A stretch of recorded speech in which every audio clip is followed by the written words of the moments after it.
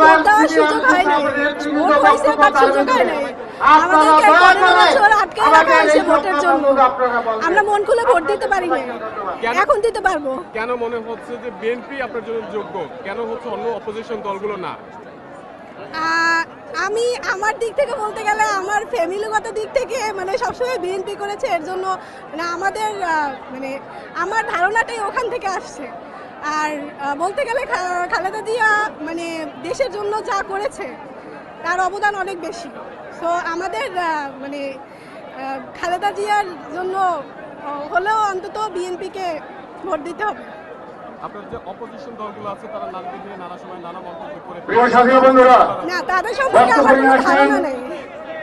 জাতীয় ছাত্রদল কেন্দ্রীয় সংসদের সাবেক সংগ্রামী তারেক রহমানের কাছ থেকে প্রত্যাশা আছে এই দেশকে সুন্দরভাবে যেন আবার সুন্দর করে গড়ে তোলে, আর সব থেকে বড় কথা বেকারদেরকে যেন চাকরির ব্যবস্থা করে দেওয়া হয়, বঞ্চিত ছিল।